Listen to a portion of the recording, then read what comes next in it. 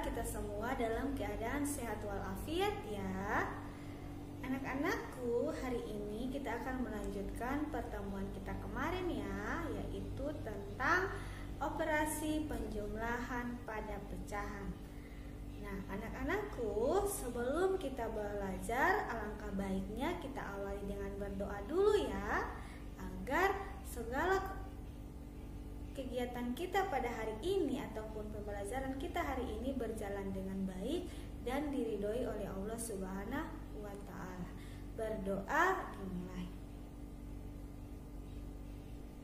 Berdoa selesai. Anak-anakku, tujuan pembelajaran kita hari ini adalah melalui penjelasan guru, siswa dapat menyelesaikan penjumlahan pecahan dengan berpenyebut berbeda. Hari ini materi kita adalah penjumlahan pecahan ya. Nah, sebelum Ibu menjelaskan lebih lanjut, apakah kalian masih ingat apakah itu pecahan? Nah, mari kita pelajari bersama ya.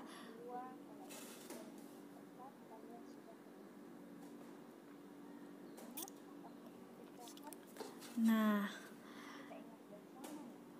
pecahan adalah bilangan yang terdiri dari pembilang dan penyebut. Nah, contohnya A per B. A merupakan pembilang dan B merupakan penyebut. Selain itu, pecahan juga bisa diartikan sebagai dari keseluruhan, dan yang kedua, pecahan sebagai bagian dari satuan. Mari kita ikuti contohnya, seperti apakah pecahan sebagai bagian dari keseluruhan tersebut. Anak-anak, perhatikan contoh berikut. Nah, ini adalah contoh dari pecahan sebagai bagian dari keseluruhan. Misalnya, Bintang memiliki 6 buah mangga. Kemudian diberikan pada Roni 2 buah mangga. Yang mana itu ibu kurung itu adalah 2 mangga yang diberikan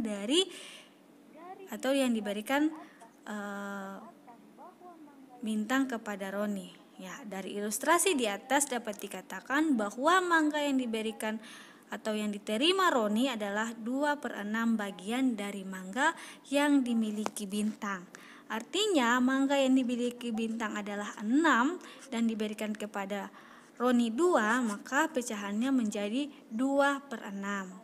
Itulah contoh pecahan sebagai bagian dari keseluruhan.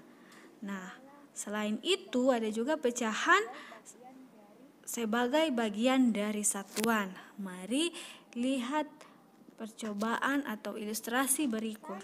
Misalnya, Bintang mempunyai kue bolu yang dipotong menjadi 6 bagian sama besar. Bintang memberikan 2 potongan kue pada Roni. Perhatikan ilustrasi ya. Ya, 1 buah kue. Nah, kemudian kue tersebut dipotong menjadi 6 bagian sama besar. Nah, kemudian 2 potong diberikan kepada Roni. Dari ilustrasi di atas dapat dikatakan bahwa kue yang diterima Roni adalah 2/6 bagian dari sebuah kue.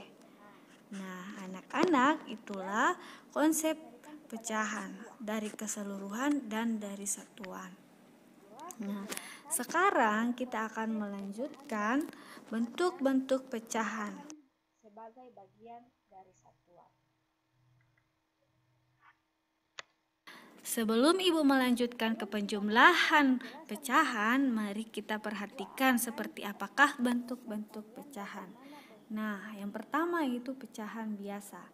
Pecahan biasa itu terdiri dari pembilang dan penyebut. Yang kedua adalah pecahan campuran. Contohnya ada bilangan bulat dan ada pecahan biasa 1, 2/4. Selain pecahan biasa dan pecahan campuran, ada juga yang disebut pecahan desimal. Ya, pecahan desimal itu biasanya dia memiliki koma. Ya, contohnya 15,5 dan sebagainya. Selain pecahan campuran, pecahan biasa dan desimal, kita juga sering mengenal pecahan persen.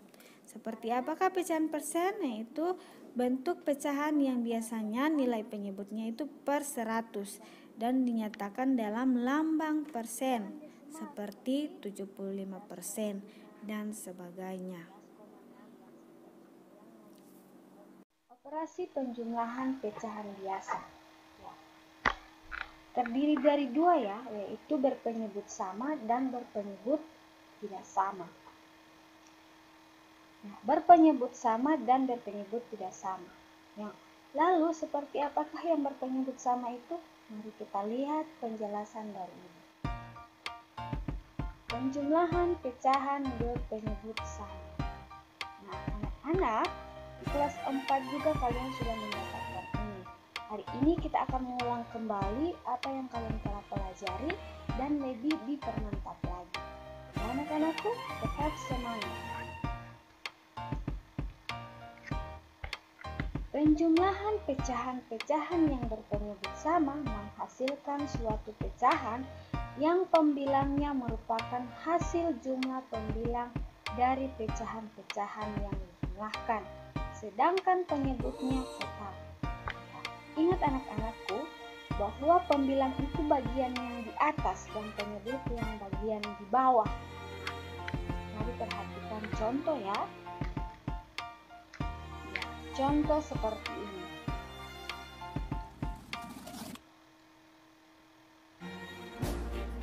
Contoh seperti ini anak-anakku ya. 1/4 tambah 2/4 sama dengan 1 tambah 2/4. Ya. Yang mana penyebutnya ini tetap. Anak-anakku, penyebutnya tetap. Ingat ya, penyebutnya tidak dijumlahkan, tetapi yang dijumlahkan adalah pembilangnya. 1 ditambah 2 atau 1 ditambah 2 sama dengan 3/4. 3/4. Yang mana 3 ini didapat dari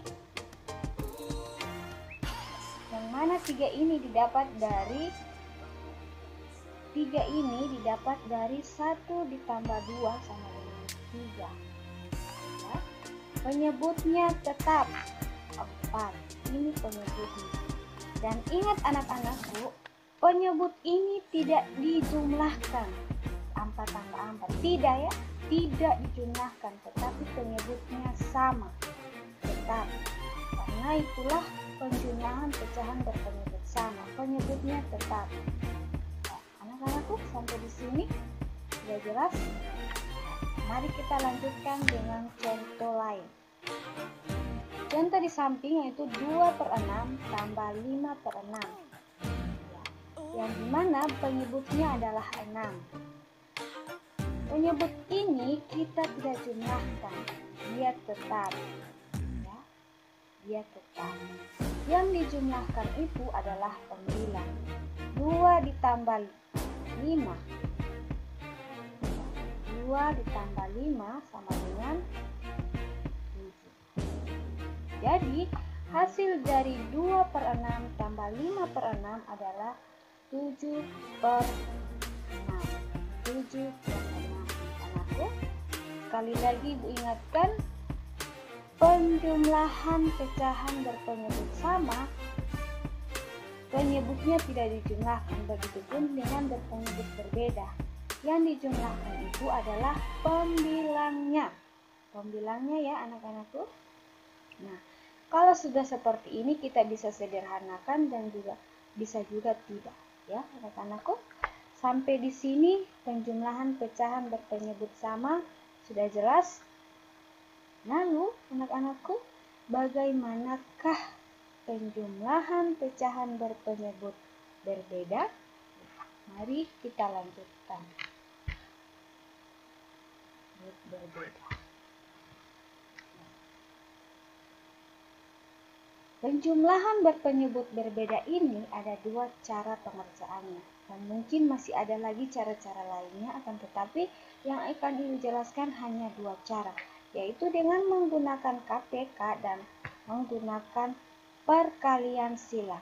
Yang seperti apa menggunakan KPK? Mari simak penjelasan Ibu ya. Ya, inilah penggunaan KPK.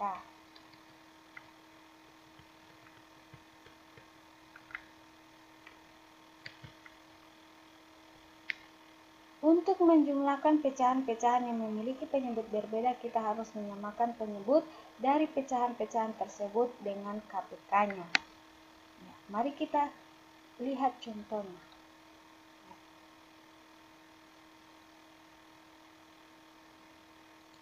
2/3 tambah 2/4.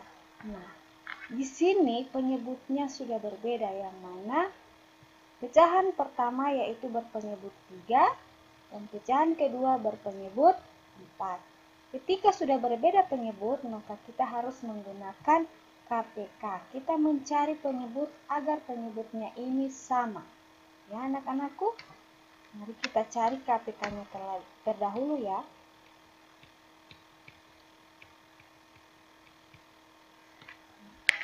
KPK dari 3 dan 4 adalah 3, 6, 9, 12, 15, 18, 21, 24, 27, 30.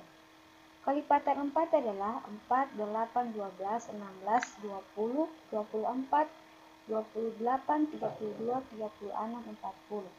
Nah, yang menjadi KPK dari 3 dan 4 adalah 12. Kenapa 12, Bu? Ya, kita lihat. Ada berapa nilai KPK yang ada di 3 dan ada di 4? Ada berapa nilai yang sama yang ada di kelipatan 3 dan di kelipatan 4? Yaitu ada 12, ada 24. Dari kedua bilangan tersebut yang paling kecil adalah 12. Maka 12 yang menjadi KPK dari 3 dan 4. 12 anak-anakku ya. 12. Ini 12. 12 ini kita dapatkan dari mana? 2/3 ini kita akan ubah menjadi per 12. Maka kita bisa menggunakan atau kita bisa mengambil perkalian 4. Kenapa 4, Bu? Ya, 3 kali 4 adalah 12. Ketika penyebutkan dikali 4, maka pembilang juga harus dikali 4. Maka 2 kali 4 sama dengan 8. Jadi 2/3 ketika diubah penyebutnya menjadi 8/12. Kemudian kita mencari lagi 2/4. Akan kita jadikan penyebutnya 12. Nah, sudah jadi 12 penyebutnya ya anak-anakku. Lalu 12 ini dapat dari mana? Ya, dapat dari KPK. Lalu bagaimana cara mengubahnya? Ya, kita mengambil pecahan senilai. Ya, pecahan senilai. Yang mana bilangan yang dikalikan antara pembilang dan penyebut itu sama. Nah, 4 kali 3, 12. Ketika di bagian penyebut dikali 3, maka di bagian pembilang juga harus dikali 3. Ya, inilah bilangan senilai. Ya, pecahan senilai. Jadi 2 kali 3 sama dengan 6. Jadi hasil dari perubahan penyebut, ketika diubah penyebutnya, 2/4 menjadi 6/12. Mari kita pindahkan di atas ya. Ketika sudah sama penyebutnya, maka kita sudah bisa menjumlahkan. Nah, yang mana 2/3 menjadi 8/12, 2/4 menjadi 6/12. Anak-anakku, kalau sudah seperti ini, kita sudah bisa menjumlahkan.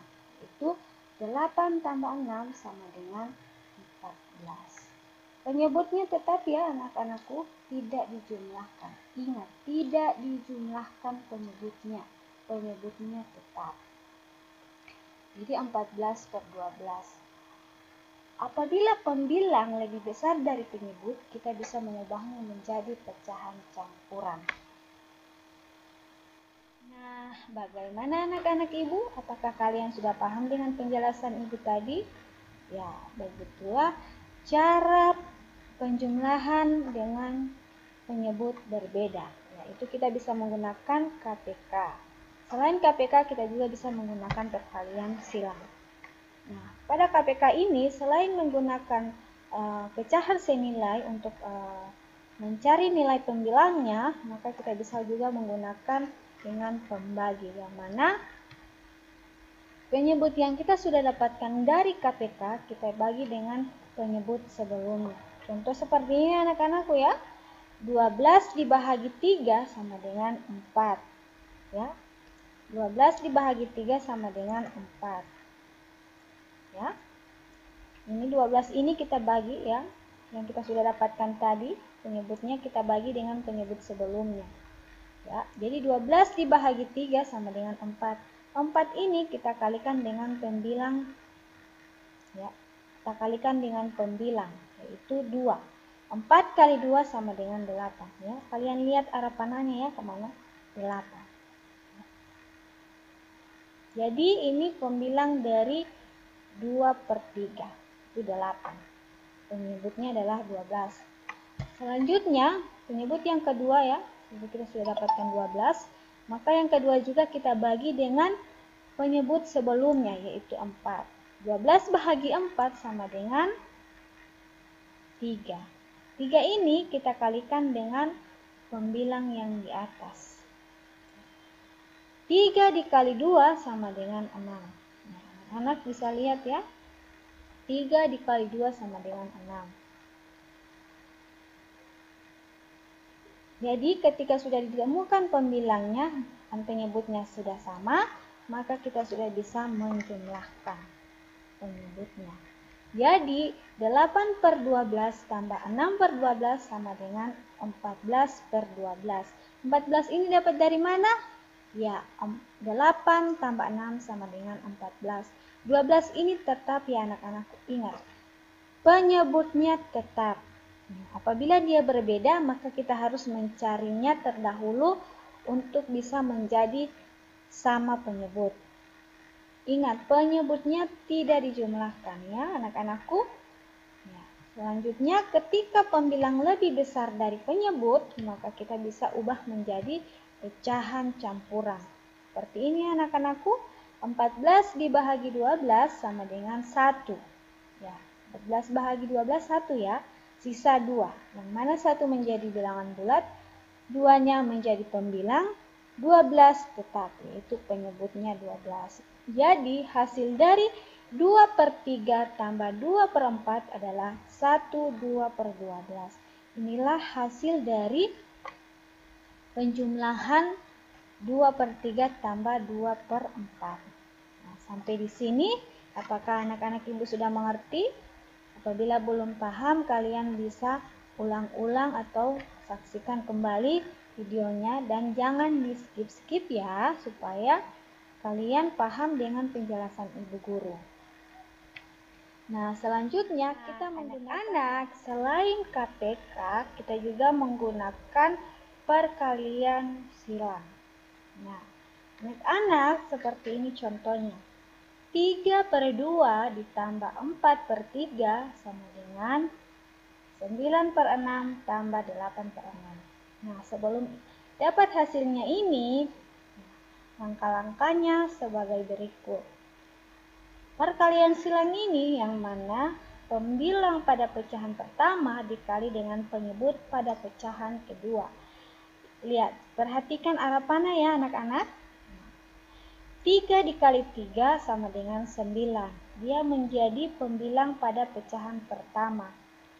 Nah, kemudian selanjutnya yang kedua, pembilang pada pecahan kedua dikali dengan penyebut pada pecahan pertama. Ini juga perkalian bersilang, X ya. 4 dikali 2 sama dengan 8. Lalu bagaimana untuk penyebut ya? Penyebut itu kita kalikan. Ingat anak-anak, dikalikan, bukan dijumlahkan. Dikalikan, yaitu 2 kali 3 sama dengan 6. 6 ya anak-anak ya. 6 ini menjadi penyebutnya. Ingat anak-anak, penyebutnya itu sama. Jadi pada pecahan pertama 6, maka pecahan kedua pun 6. Ketika sudah dapat hasilnya begini, maka kita bisa langsung saja menjumlahkan, yaitu 9 ditambah 8 sama dengan 17 per 6. 6-nya tetap ya anak-anakku, karena dia menyebut 6. Penyebut itu tetap. Nah, ketika pembilang lebih besar dari penyebut, maka kita bisa ubah dengan penjumlahan campuran atau pecahan campuran. Bukan penjumlahan campuran ya, tapi pecahan campuran. 17 dibagi 6 dapat 2, sisa 5. Maka hasilnya adalah 25 per 6. Jadi, penjumlahan pecahan dari 3 per 2 ditambah 4 per 3 sama dengan 25 per 6. Inilah hasil akhirnya. Nah, anak-anak ibu, apakah sampai di sini kalian sudah paham? Ingat anak-anakku, ya, tetap jaga kesehatan dan selalu berdoa. Semoga musibah ini cepat selesai dan kita bisa bertatap muka. Nah, anak-anak ibu, apakah kalian sudah paham sampai di sini penjelasan ibu? Nah, kalau kalian sudah paham, kalian sudah bisa menyelesaikan tugas yang akan ibu berikan. Nah, perhatikan tugas yang ibu berikan. Ya. Nah, anak-anakku, bagaimana? Apakah kalian sudah mengerti dengan penjelasan ibu? Apabila sudah mengerti, silakan dikerjakan tugasnya. Tetap semangat ya, jaga kesehatan. Sampai jumpa anak-anakku. Assalamualaikum warahmatullahi wabarakatuh.